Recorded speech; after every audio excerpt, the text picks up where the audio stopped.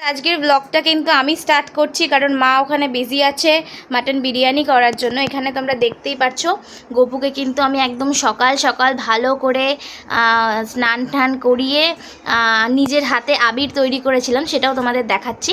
গপুকে কিন্তু দেখতেই পাচ্ছ নিজের হাতের আবির তৈরি করেছি নিজে, সেটা মাখিয়ে দিয়েছি গপুকে, রাধা মাধবকে, সবাইকে। এখানে দেখতে পাচ্ছ সবাইকে ফুল দিয়ে ভালো করে সাজিয়েছি। এতক্ষণ আমাদের কীর্তন হচ্ছিল, ফুল দিয়ে ভালো করে সাজিয়ে সবাইকে পুজো দিয়েছি।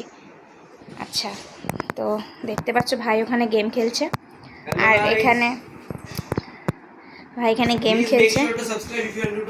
আর এই দেখো নিজের হাতের তৈরি আবির, দেখো এটা কিন্তু আমি বিটরুট দিয়ে করেছি, আর এটা করেছি হলুদ দিয়ে। ঠিক আছে, এটা এখনও ছাকা হয়নি, মানে ঠাকুরকে তো আর এই বাসনে ছাকবো না, তাই আগে ঠাকুরকে এরকমই দিয়ে দিয়েছি। এবার এই ছাকনি দিয়ে এটা আমাদের মাখার জন্য ছেঁকে নেবো। দেখতে পাচ্ছ একদম হোমমেড আবির, যেটা স্কিনে একদমই হার্মফুল না কিন্তু। ঠিক আছে, তো চলো এবার বাইরে যাই, দেখি মা কি করছে।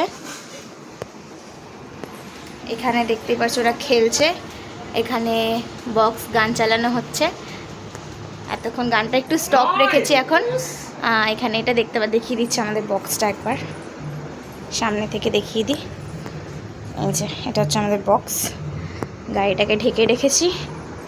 চলো এবার যাওয়া যাক। মা কি করছে? বাবা রান্না করছে আজকে মাটন বিরিয়ানি। আচ্ছা, মা কি করছো? এই যে মটন বিরিয়ানি। আচ্ছা, একবার সবাইকে দেখিয়ে দাও। মাটনটাকে দেখো কত সুন্দর করে ম্যারিনেট করা হয়ে গেছে। আলু ভাজা হচ্ছে, এখানে আলুগুলোকে ভেজে নিচ্ছে বাবা, চাল ভেজানো আছে, আর ঘরে কিন্তু চাল ভেজানো আছে। সো তোমরা ভিডিওটা দেখতে থাকো, আবার কি কি হচ্ছে তোমাদের সাথে ডেফিনেটলি শেয়ার করব।